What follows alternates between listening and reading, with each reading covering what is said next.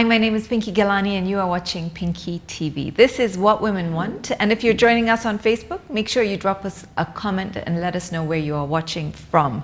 If you are on YouTube, subscribe to this channel and you'll be the first to catch more episodes like this. Also, drop a comment and like and share as well. On this show, we have conversations with people about hope, resilience, and excellence. We aim to inspire you to find out who you are by internalizing the discussions that we have here to make you discover yourself further. How? Well, I would suggest you watch to find out more. These conversations are brought to you by SBM Bank, and don't forget to watch all the way through for your chance to win a brand new phone from Safaricom. Sally Karago is renowned for her her creativity. She's a Kenyan fashion designer, having been in the industry for over 25 years. She has stirred the imagination of the industry since the 1990s. Her interest began at the age of 12, where she started stitching for her dolls. She joined a local college after completing high school to pursue her passion in design.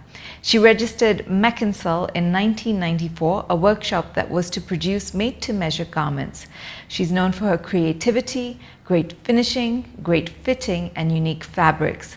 She started a school in 2009 to offer a 3-year higher national diploma in fashion. Her dream is to have a lasting impact in the industry and to equip the next generation of fashion designers to compete on an international level. In 2017, the Made in Kenya initiative inspired Sally to open a women's retail shop. And in 2018, Sally rebranded her collection to Sally Karago Collections, which is a notable fashion label in Kenya. I'm so honored to have Sally with us here today. Thank you, Pinky, for How are you doing, Sally? I've known you for... like forever? What, you know, I think since you started, we did Smirnoff Fashion Awards yes, we together. Did, and that was a long time ago. Goodness. Yeah, that's a while ago. Yeah. That was in the 90s. Yeah. So I don't know how old you were then. I was very young. Yeah. I started when I was 6. No, I'm kidding. Okay.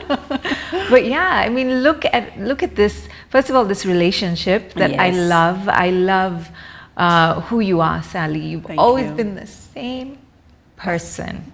Thank you. Thank you. With all the successes, you've managed to remain grounded, humble. I mean, you've dressed notable names, yes, I have. right? Yeah, I have. And you were just one of the pioneers in this industry. Yes, yeah. yes. Because we started early in the 80s. Because I went to a local college. And then it is in 87 when I left to go to Europe.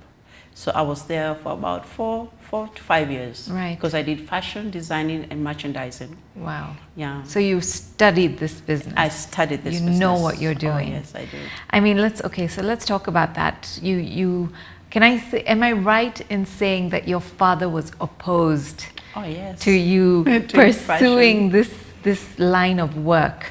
Yes, of course. Can you talk to us yeah, okay, about your relationship with your dad? And sorry, go ahead, and the journey. Okay, I grew up in a home. I have 4 sisters. So we are 5 girls in our home. Wow. And my dad was an entrepreneur and he was a hard worker, though he was a very strict person. So sort of grew up in fear of him. And you won't believe it, Pinky, I used to stammer. When I was younger, yeah, I used to stammer because... Is that from fear? From fear, yeah. Okay. So anyway, so telling him I was going to be a fashion designer, it took me, months to plan this. So eventually I went to his office and he just looked at me. I just thought he didn't really have an answer. But it's when he came home, he told me, so you want to become a tailor so you can be making shirts for me? So I was telling him, no. I want to be, at that time we didn't know what it was. Yes. But I said, I just want to make clothes. Yeah, so then my mom got a local school and that's how I got enrolled. And I remember I went a term later. Yes, I had a lot of catching up to do. Okay. And unfortunately, it is in that same season that my dad passed on. Oh. Yeah, so he never got to see all this. I'm sure he's your guiding light. He's one of the reasons, spiritually that Sally Karago is where Sally Karago is. Yes, Yeah. I think so. And of course, my mom really encouraged me, and even her, she was not so sure, but she supported me to go to a local school. And then later, I mean, as my dad passed on, it's my mom who paid my way to Europe. Wow. But we made a pact with her. Yes, she will pay my school fees, but my living costs, eating, all expenses had to be on me. So you went and you started working? Oh yes, I used to do part-time work. Tell us about some of the jobs that you did.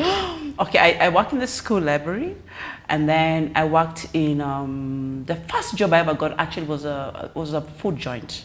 Okay. And I used to work there until midnight. And you won't believe, I used to be paid £1 an hour. Whoa. So then my friend told me, no, Sally, this is not on. So let's look for a second job. So I worked in a shoe shop. Yeah. And there at least I got paid a little bit more. Mm-hmm. And then eventually I worked in a boutique. And there are a couple of them in London. And it's the Next retail shops. So I worked as a sales assistant and by the time in Next. Ah. and then I stepped up and I became an assistant manager. And then by the time I finished them, it was time for me to come back home. And did they offer you, were they like, Sally, stay on, we need you here? I would have stayed on. Of course, we got so close with the managers and the people who were behind Next. But I wanted to come back home. Yeah, I really wanted to come back home. Because you had big dreams. I had dreams. Yes. Yeah, things I had to pursue. Yeah. Yeah. So as a little girl, I mean, you know, this love of fashion where we say that you used to stitch clothes for your dolls. What triggered that, do you think? Was it maybe an exposure to fashion magazines? Maybe your mom was very stylish? Okay, I'll tell you. First, my mom used to make things for us. Okay, My so mom had your mom a used sewing. to stitch. She had a sewing machine in the house. I don't think I've ever shared this with anyone, but she did have a sewing machine in the house. And she used to make us petticoats, things like pajamas, those sort of things. And then my neighbor was the one who was a fashion designer. What? Yeah. Okay. So that's where my interest came in. So I would go to her house. I was only 12. And I used to wait by her by the roadside when she comes from school, carry her bags. And she had these really big rulers. I used to wonder, what are they for? So she would go to her home and she's making these patterns on brown paper. She's designing. And I was like, this is what I want to do. Wow. Yeah. So, and that's how I got to style. But before I met her, I used to knit. I used to knit a lot. Yeah. And who taught you to sweaters. knit? My mother, her sisters. Yeah. So that's how I think my interests.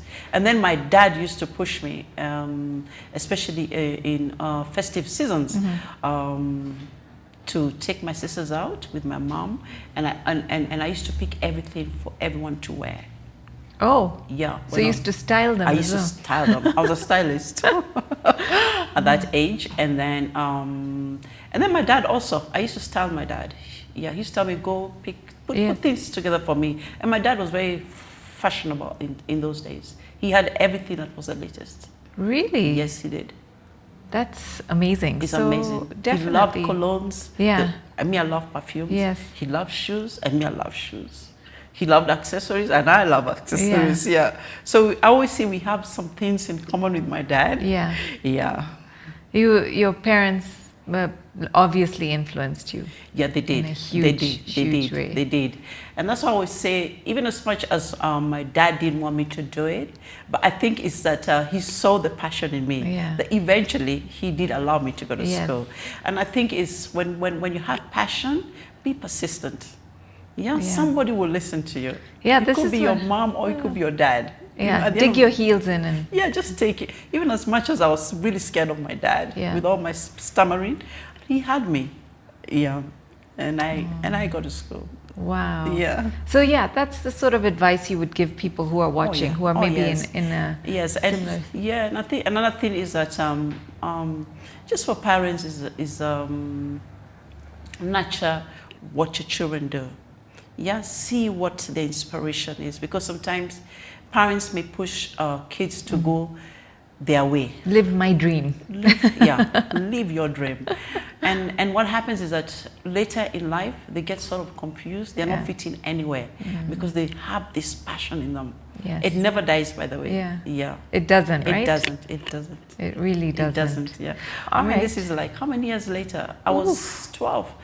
I won't say my age, but it's been more than 35, Sally. More than 35 years ago. Yeah.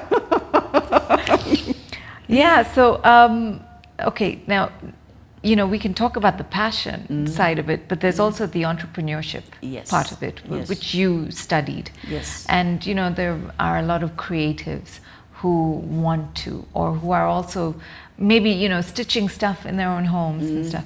What advice would you give them about the business side of fashion and how important it is for you to arm yourself with that knowledge? What I would say, Pinky, is that if you want to be an entrepreneur and also stay in this field of an entrepreneur, is that you must go to school, because there are many things I didn't know as a fashion designer. So I equipped myself by going to business school, and I was there for some time.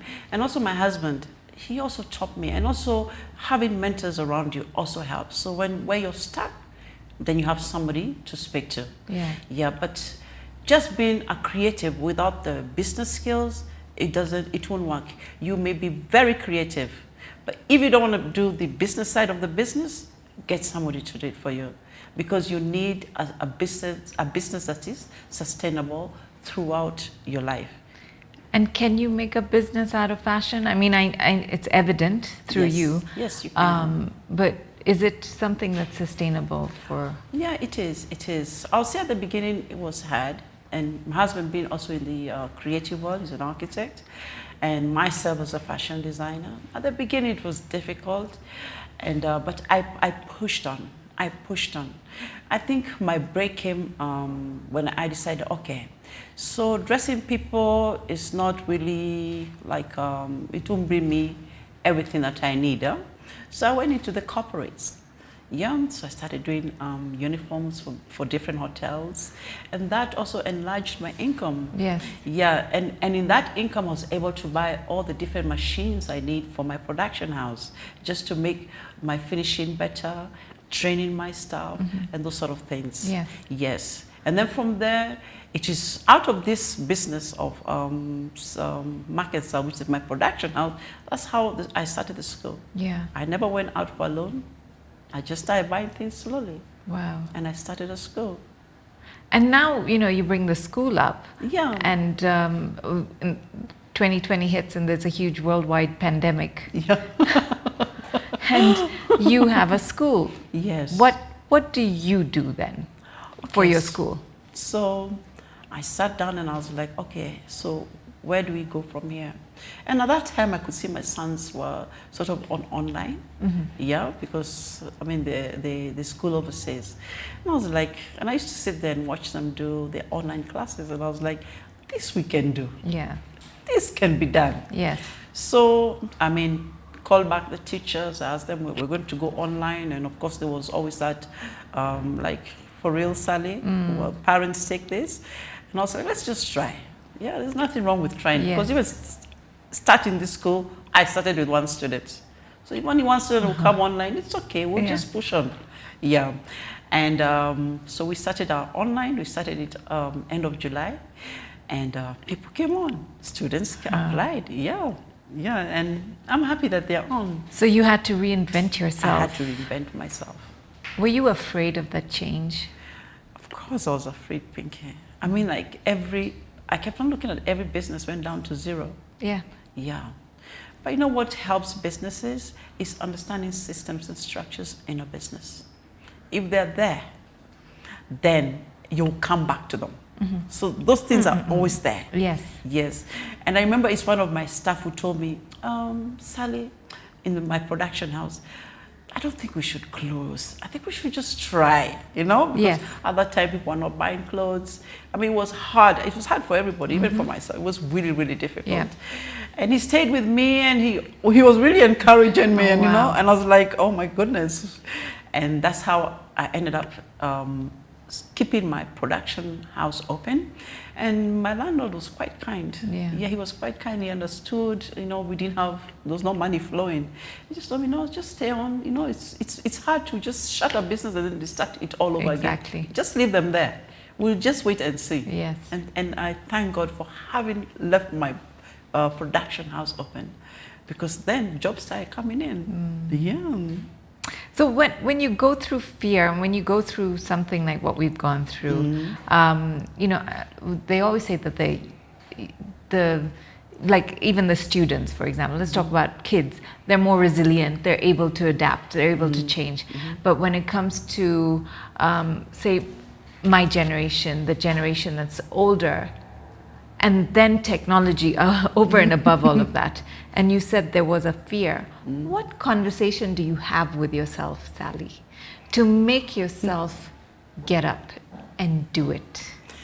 I think something I'll say is that it's my belief, my faith in God. Yeah, that's what has sustained me through this whole epidemic. Yeah, because when I look at the Word of God, because I read the Word of God, and one of the things that He says in His Word is that He has plans for us. Yeah. Plans for good and not for evil, but plans to give us a hope and a future. So I go to Him with those words. Yeah. So God, so where are these plans? Okay, they're not for evil. I know they're for good. So please lead me. And I do really seek Him in times like this. Yeah. In fact, not just times like this, but most of my life I've always looked to God. Yeah, and He's always directed me what to do. I just don't guess things. Yeah. Is it important to have to nurture your spiritual side? Oh yes, it is. It is. Otherwise, you will always live in fear. Yeah. I know one of the things. It's also in the Word. It says God did not give you a spirit of fear. Yeah, but it's love, power, and a sound mind. Yeah. Those are very powerful words. Yes, and yes. very amazing that you live by that. Yes, yes. Because it's so evident in how, you know, when you're saying, yeah, if I get one student online, Yes. I'm still going to open. If I had one student when I open my school, it doesn't matter. I have that one student. I love to see how your mind works. Yeah. Is that the advice you would give people? Just do it. Just do it. But do it without doubt. Yeah. When you start something, walk in it with belief. Yeah. If you have belief, then you will do it. It will happen. Even if everything else around you is negative, you stand positive and believe in yourself. I think that's the key that has driven me throughout my life. And I've also instilled the same key to my children. Just believe in yourself. Yeah? But how do you do that, Sally? I think because for me, it's prayer. I pray a lot. prayers. I do a lot of praying, yeah. I pray a lot. And that's even when my friends call me and they're really scared, whether you're a believer or not, I'll just tell you the Word of God. So I encourage people through the Word of God, because that's what I know. Yeah, and that's what has seen me through every difficulties in my life, every situations in my life. I've not had an easy road, but the Word of God and prayer has really, really helped me. Where do you get your creative spark from? Being in the industry for 25 years, having seen people maybe copy, imitate, having seen designs where you think, oh my God, I wish I thought of that. Okay, most of them come from research, and because I also teach that class in school, research and development, so a lot of it comes through research, things that I see. You know, I have a mobile, so if I love something, I take a picture of it. If I can buy it, then I buy it. Yeah, if it's through magazines, anything that brings me something that will just sparkle, or somebody will speak something, and I look at that person for a long time. Especially like the Turkana collection. It was when Kenya was going to the Olympics, and I think they had a Kenya house, if I do remember, and they were taking Kenya to London. I do on that, and they wanted to take the Turkana, but we're talking a lot about the Turkana boy. The Turkana boy. And I was like, who's this Turkana boy? And I mean, I live in Kenya. I don't know. Yeah. So I researched on him, and I found it was just a fossil of a young boy that was found intact. And I was like, oh well. So that's when I went through the whole Turkana collection culture. Yeah. Oh, okay. It was their culture. Yes. So I started studying them and looking at their pictures. I'm like, okay. And then all of a sudden, a spark came into me. I said, this is the collection I'll take. I'm going to make collection around these people. Yeah. Yeah. So I just went through. I went to shops, I filled in fabrics and that kind of thing. And then I made my first, 12 pieces of the Turkana collection. And it was just a wow moment for me. It's one of your most memorable collections. Because it was from London. I took it to London for that during that time of the Olympics. Yeah. And then again, I got invited to New York. So I went to New York to showcase this. And I remember at that time, the Israeli ambassador came to watch a fashion show we had. It was at the carnival. And all I showed was the Turkana collection. So he just came up to me and told me, Sally, we're going to work together. Yeah. And one of the things that he did is that when Israel got to 50 years of being in Kenya, so he told me he's going to invite some Israeli designers, and they will link with Kenyan designers, and we'll have a big show to celebrate these 50 years of Israel being in Kenya. Yeah, and we had a really huge show. Wow. Yeah, it was at KICC. So, I mean, it just seems highlight after highlight after highlight. It has been. What has been your most favorite moment so far? Can I pick one? I think for me, it's the first time I ever brought out the Turkana collection, especially here in Kenya, because I showcased it here first. And just the way people were looking at me, and the way people were looking at the collection, they were trying to connect. How did you do this to this, And they could see a bit of Turkana in it, and you see people on their mobiles, and that kind of thing. And just the way that people appreciated me using a culture in Kenya and bringing it to light and bring it to be something really fashionable. Yeah. That was the favorite. I think that moment for me was a wow moment. But I think the one in New York, I'm not so sure, but I think either the one in Nairobi or the one in New York, because they behave the same. Because the New York people and the Kenyans who also came there to watch the show, and also all those foreigners who were there, everybody made clothes. It was just basic clothes, smart, clean clothes and everything. Yeah. But here I come with this culture look. Yes. So everybody was like, Sally, where do you come from? Yeah. So I said, I'm from Kenya, and what's this that you're doing? Yeah. And I said, it was a Turkana collection. Who's the Turkana? Yeah. People asked me so many questions, even the Kenyans who were there. Yeah. Yeah, and they were really, really proud that I'm a Kenyan. Yeah, doing that kind of work. How does it make you feel to be able to carry the Kenyan flag, be a flag bearer? I always say I'm a Kenyan. Yeah. And I'll always be a Kenyan. Yep. Yeah. And I always want to make Kenya proud. Yes. Yeah, because we do have a lot of creatives in Kenya. Yeah. And I don't think we Kenyans understand that. We have a lot to give. Yes. Yes. And I think maybe most of us look at our finances and those sort of things. And I always believe that if you have something in you, there's always a divine connector. God will lead someone to you. So just keep going. Just keep going. Never give up. Walk in faith. Yeah, just walk in faith. In faith. Yeah. So you talked about mentors as well, and how would one identify mentors in this field, in this industry? How would one be able to approach a mentor and say, okay, I want to be in the creative industry and this is the direction I want to go? What advice would you give anybody who's watching, who's looking for a mentor? I think, a lot of people who come to me, a lot of them just want to know how I got here. Yeah, which is okay. I'll tell them the story. But I think you really need to know what it is that you want to find out, or what the mentor needs to help you in.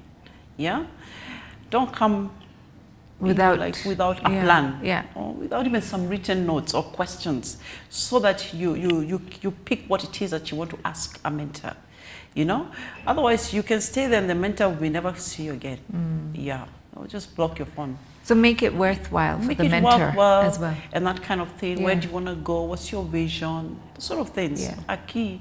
Are key when you're looking for a mentor. Yeah. And what that person has done in that field. Yeah. Who would you love to dress, Sally? I've dressed you, Pinky. I'm wearing you just now. Who would I love to dress? Imagine anyone. Anyone. Yeah, I don't have anybody There's specific no one because person. I've dressed many people. Yes. Yeah, I've dressed different kinds dressed, of people. Yeah. So there's nobody much that is left on that list. You know, there are those ones that you used to take out in school. Yeah. And I happen to have dressed them by now. Yeah. Should men wear dresses? No. No? No. But women can wear trousers. No, women can wear dresses. But women can wear trousers. That's okay. Men should not wear dresses. What mistakes have you made? I think I wouldn't call them mistakes as such. I think it's timing. Timing. Okay. Okay. What's the right time to do this and that? Yeah. So sometimes you may run before your time. Yeah, before you can walk. Before you can walk. Yeah. And you become impatient. Yeah.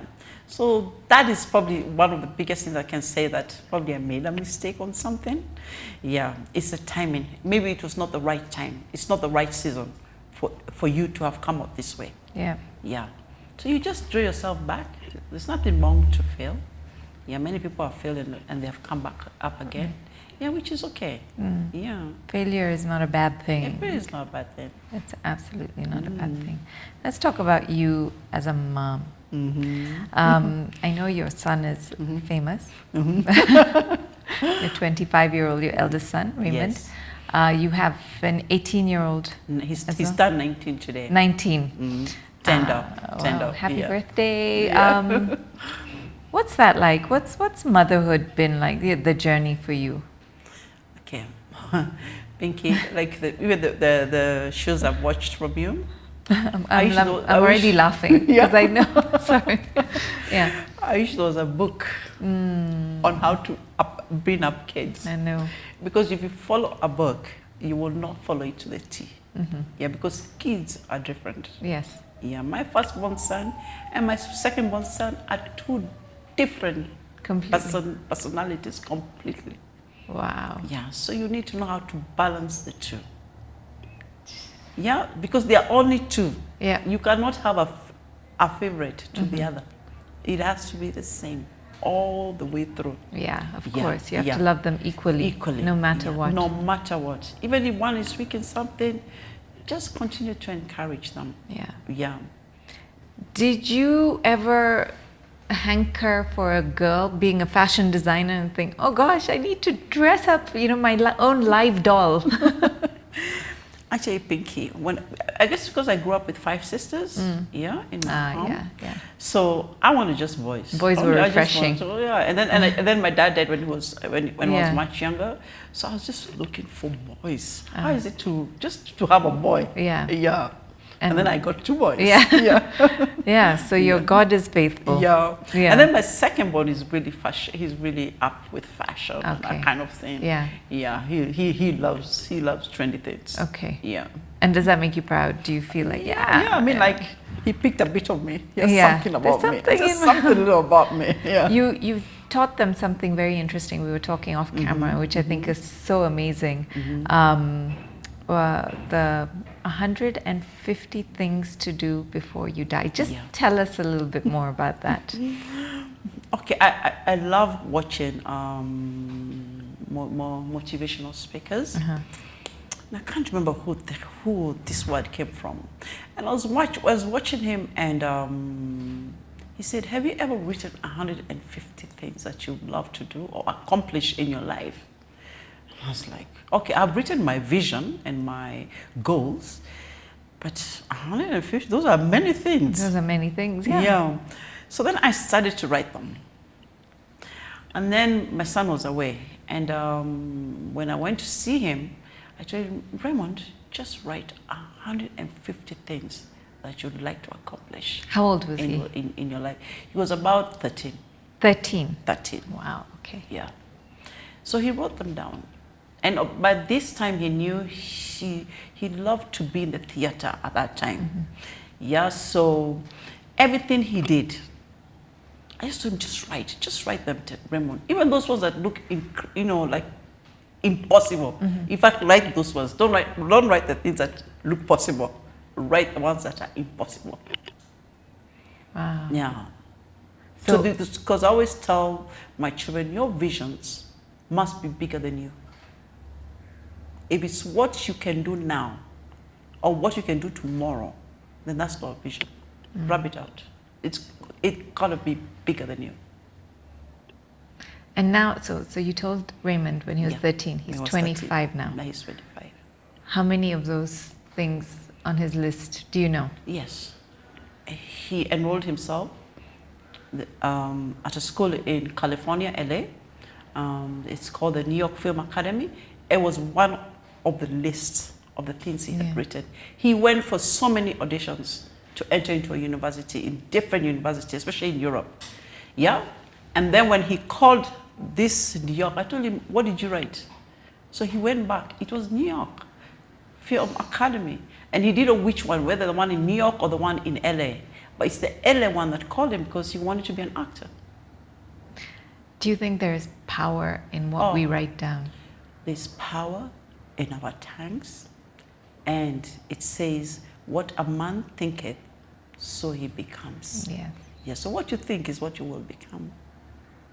Wow. Yeah. So there's power in our thinking, there's power in the way we speak. If you keep on speaking defeat, you will totally be defeated the rest of your life. Yeah. And if you keep on speaking negative things to your children, they will become who you call them to become. Like many years ago, our parents didn't know this. You find a parent calling her daughter, you prostitute, you dog, whatever it is. Today, they are dealing with that if they didn't rub it out. Yes. Yeah. Yeah. Yeah. Yeah, and like you said, our parents didn't know better. They did know better. Yes. Yeah, they did know better. But we do. But we so do. it is our duty. There's so much to read out there. There's so many things. There are many talk shows. There are many things. There's so much. Yes, so there's a lot of information out there. And we are always told information is power. Power. Yeah. Absolutely. And that's what I would love to tell the young people. Yeah. Yeah, arm yourselves with information. Yeah, information, yeah. Because you then become Yeah. more powerful. You become powerful. What happens, you said, and I said in my intro, that your aim is to leave a legacy. Yes. In design. Yes. What does that legacy look like, Sally? I can only remember when I was a young girl, and I used to stammer. And people looked down on me because of my status. Yeah? And I told myself, yes, they can laugh at me, they can do what it is they want to say, but one day, these same people who are laughing at me, they will come to me, I will dress them, and I'll dress the other bigger generation than them. Wow. Yeah. And that's what I've done. Yeah. People dismiss me when I was younger. Yeah. Some people have that habit. Yeah. They want to, Yeah. People will put you down, but that should not be, the end of your life. A reason for you to give up. Not to move on. But that became my platform to make sure, as much as it was my passion, but I was going to come back to home. And I was going to change what people thought first of a fashion designer. Yeah, because at that time, people looked as a fashion designer as a failure. Yeah, I wanted to put them wrong. Yeah, and that your creativity, just beyond our borders in Africa, you can go further. Yeah. Yeah, knowing that the very first item I ever did when I was only 4 years in business was the Face of Africa. Yeah. Yeah. And the people from South Africa, I mean, were many of us, were 150 people who had tendered for this Face of Africa design. And out of all those people, they picked me, Pinky. I was very, very young then. Yeah, I was very, very young. So was I. Yeah. And and I saw that your creativity will create room for you. They say it's your gifts that create room for you and bring you before great men and not common people. Yeah. So there's something in us, Sally. a gift in us. Yes, find it. Find that gift. Yeah, you found your gift, Pinky. Yeah, thank you. Yeah. Yeah, I love. You interview great people in your show. Absolutely. Yeah. I love. I mean, I love the people that I meet. Yes. Right here, who sit across from me, and who are, you know, people like you are so open and ready with wisdom. You're not, you know. Yeah, I don't hold back. Yeah, it's not. And when people call me, whoever calls me, whoever they are, I will talk to them. I will encourage them, and I always tell them, just work hard. Yeah. Yeah. And don't be afraid of hard work. And don't be afraid of hard work, and don't always look at money. Yeah. Yeah, because people say, okay, I know that money answers everything, but let it not be the main thing or the key focus. Yeah. Because you do not what know you're doing. where somebody can come in your life. We call them divine connectors or divine helpers. Yeah. Yes, somebody will come in. Believe.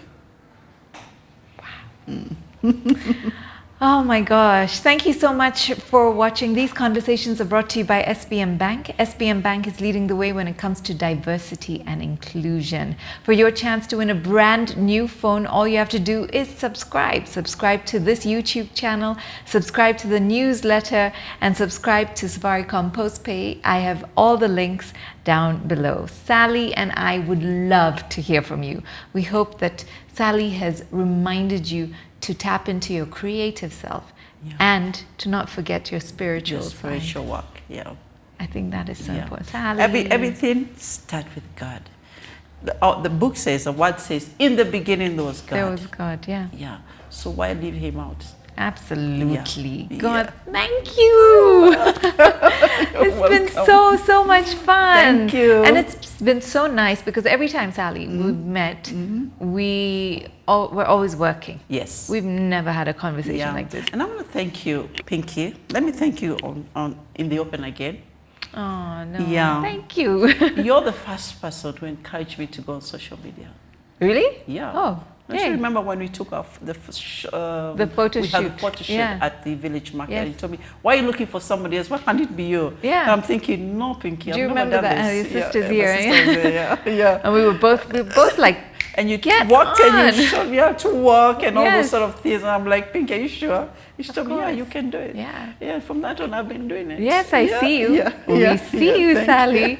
I'm so happy that that's what you're doing. Thank you. Yeah, so you encouraged me too. No, of course.